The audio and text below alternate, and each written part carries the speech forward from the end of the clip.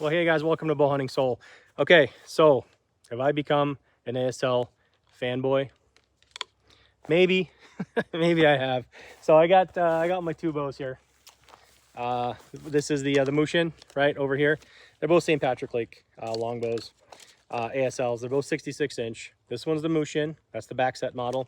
This one is the Pacific Stick, right, which is the regular string follow model, which is now called the American. He doesn't make the Pacific U cores, or it doesn't have access to the Pacific U cores anymore. So they're maple cores.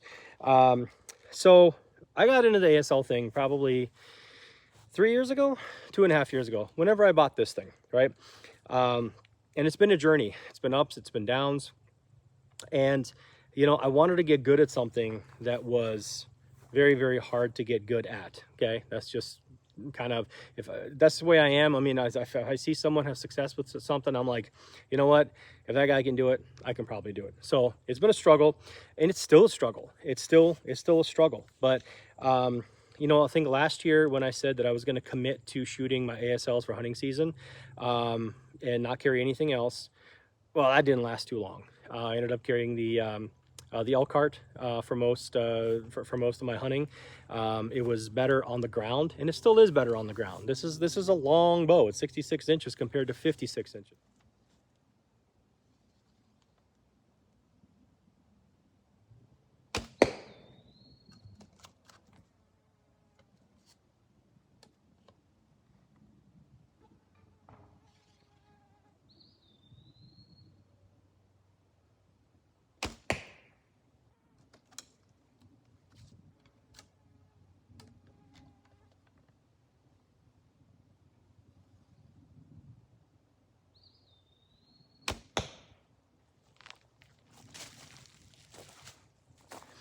I do have ground interference, right? I can hold the elk cart when I'm sitting on the ground, like literally like a foot off 8 inches off the ground. I can hold it almost vertically. Whereas this one, I have lower limb clearance issues. I have issues with if I'm shooting, if I'm set up on some sort of like a hill, the lower limb kind of gets into the behind me a little quicker, right? Because you run out of real estate between the limb and the ground. It's just a couple things that are different. But what I want to do is I want to commit this year to the ASL. I know I said this last year, but I think I'm really gonna try and do that this year. Who knows? I'm not gonna make promises because again, what happened last year. But unless of course I go on a trip, and if I fly somewhere, then I'm taking the Black Hunter. That's what I got that bow for. It takes down, and you know, like, you know, a little bigger than this. I mean, the arrows are going to be longer than the bow. So that's like the bow you travel with. That Sanlita ILF, I haven't really shot that much. It's just a little kind of hang in there. I don't even have arrows for it really. So unless I'm traveling to hunt somewhere, which is going to be very highly unlikely at this point, I'm going to be in the woods with either one of these, if I don't whack myself in the face, with either one of these ASLs. By the way, isn't that pretty? So I got kind of two Greek Walker Trading Company quivers, right? This is the new model. I just did a video on this. You got more clearance over here than over here, okay, on this one. But they're both absolutely just gorgeous, just beautiful, beautiful. So what do I like about this? What do I like about these bows? Is it the mystique? Do I think it's easier to shoot? Do I think it's, I don't know, any more tougher a bow, you know, more robust? I don't know. Maybe it could be a combination of everything. I do like that, you know, I can kind of grip it. I've gotten to really love this lower wrist grip, right? Whereas with the elk cart or anything else, I'm kind of up high like this. I'm not liking that grip too much. I've kind of gone away from that.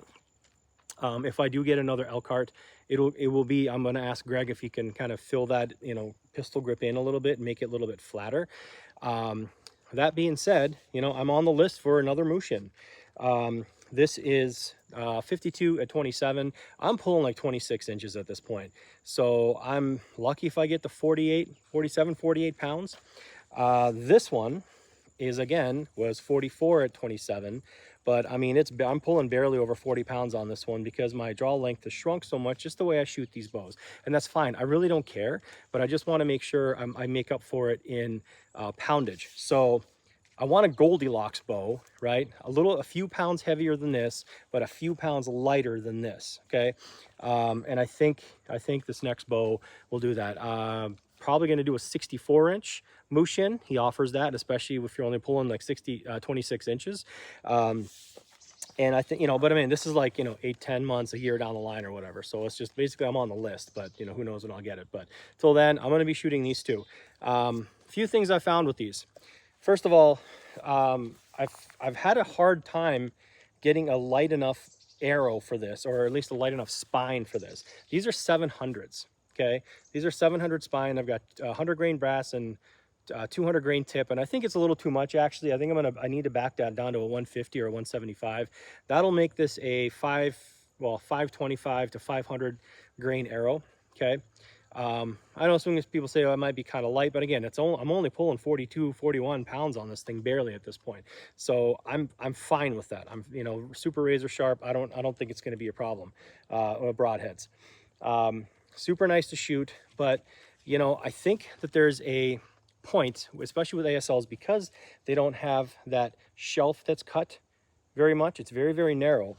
There's like a minimum kind of entry level, minimum point of entry, you know, gate crossing between poundage, where if it's too light, you just can't get a light enough spine arrow to tune properly. I don't know, I've tried. It's been a few years. This is the closest I've gotten to it. This is my 700 spine, like I said. And I think I have a little too much weight up front at this point, so I'm going to back that down. But 600s, for example, I couldn't get to work. They're just a little too stiff. This one is, like I said, I'm pulling maybe 48 pounds on a 52 pound bow. And these are 600s. And they are, that's also got 100 grain brass, and I'm waffling between a 250 grain tip and a 200 grain tip. And you're gonna say, man, that's a big variance, 50 grains. It all depends, man. If I come all the way full draw like I'm supposed to, it's fine. If I don't come in the full draw all the way like I'm supposed to, even just a little bit short, it throws it off. So 200s will work, 250s will work. I don't know. I'm still going back and forth. I got a month to think about it, but either way, both of them are hitting where I'm looking, and I've never thought I would get to that point. This is a higher poundage bow. It's also, like I said, the back set model, where when the bow is unstrung, the limbs are a little bit forward, so it's got more energy.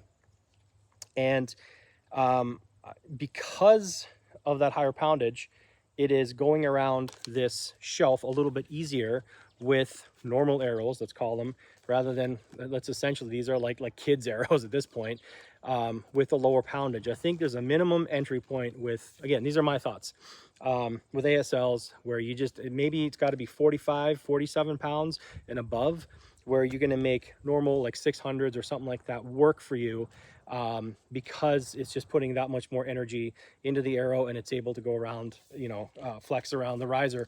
Whereas, you know, if with the lower poundage, it's not doing that. It's just been a struggle with this bow. It really has. And I think I've kind of gotten onto that sweet spot area right now. But to tell you the truth, you know, between these two, as much as it pains me, like, because I love the look of this bow. This is a gorgeous, gorgeous bow. I love that. You know, that's Purple Heart. You know, it's got U cores, quilted maple veneers. Whereas this is just the plain Jane one that I got with black veneers, maple cores, G10 riser. You know, nothing fancy, nothing pretty. This is it's not an ugly bow, but it's not my prettiest bow. But it's the one I'm shooting better. I'm actually shooting this bow better, maybe because it's the higher poundage, and I'm forcing myself to draw and get that consistent increasing back tension. I'm not sure, but it's also, like I said, it's flying fast, and it's hitting where I want.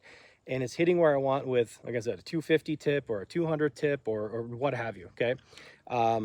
And it is more tolerant of my plucks and doing anything stupid than this bow is. But either way, I'm shooting both of these like better than I have in, well, this one in years. I've only had this one maybe about a year. And I think I'm gonna hit the woods with the Mushin, I think, this year. I really do. I really do. I want to, it's the one that I'm, like I said, more consistent with grouping wise. This one is more finicky with, it just doesn't have the energy. It just doesn't have the oomph, because of the light poundage, and because, like I said, the way it's cut, and, you know, it's got to go around that tiny shelf. With my draw, it's just not, as consistent as the Mushin. So anyway, that is my, I don't know why I got my tab still on here. That is my kind of analysis, I guess, the last little bit with what I'm going to do with these. Now, as far as being a fanboy, I mean, they're gorgeous, they're cool, you know, they're just cool to have, and I want to shoot something with them. You know, this one I have shot like small game with. This has a rabbit and a squirrel under its belt. This one has nothing under its belt, so maybe we'll change that this year. But yeah, that's just it. I mean, I'm not into this for trying to look cool with, you know, with the bow. Although when you're sitting there and, you know, in a tree stand or walking through the woods and you're just kind of looking down, I mean, it's a cool sight, man. I love looking at these things, and I think it's prettier than a lot of recurves are. In fact, most recurves are. So that's number one. And number two, well, like I said, I've got a third one that I'm on the list for, and it's going to be like the Goldilocks between the two, right? These are 66 inch, like I said. That's going to be 64, and the poundage is going to be probably something in the middle. And you know, we'll see. I think that's going to be just, you know, lighter enough that I'm going to enjoy shooting it a whole lot more. Still have a lot of energy into those limbs. It's going to be just a slightly smaller. It's not really going to matter very much. But I mean, if I can shoot a 64-inch bow with my whopping 26, 27 max draw, then why not, right? I'm not going to run into any stacking issues. I'm not going to run into any other issues. So yeah, that's going to be it. So more to come on that one if that develops. But anyway, there you go. I think I've already interspersed some a couple shots in here. I'm not doing a whole lot of shooting in this video, but I'm just tickled with this bow. These bows, they're not in my hands, you know, very accurate past like 20 yards, but you know, sub 15. I'm hitting kill zone. I'm being very very confident in what I'm doing, and I have just that's the confidence is huge. When you have confidence and you're like, yep, I'm gonna hit kill zone. I know I did a video about that, you know, getting rid of target panic and shooting a stump shooting, and then just being kill zone accurate and start with that and go with there. That builds confidence. Confidence is huge. So that's gonna be it for me. So anyway, that's it.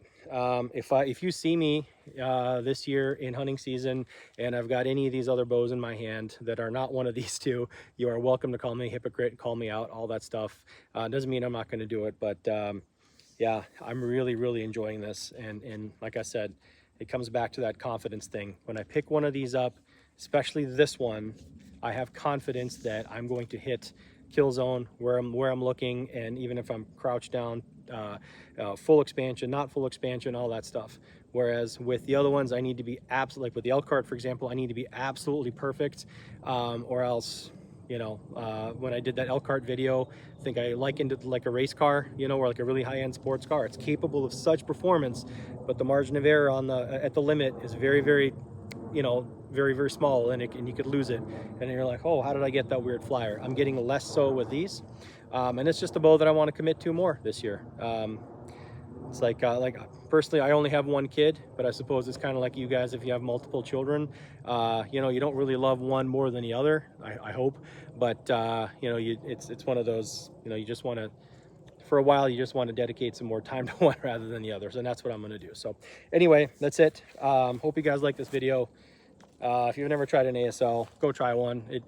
You know, you really owe it to yourself to do it. You might like it, you might not like it, and if you do, check out a St. Patrick Lake if you can. The guy knows how to build a bow. Eric Hoff, super great guy, great bowyer, great bows, and yeah, looking forward to this season. So all right, if you haven't already, please like, share, and subscribe. I really appreciate it. The interactions are huge, the subscriptions are huge, and it means a lot to me and the channel. And so please comment below. All right, thanks guys.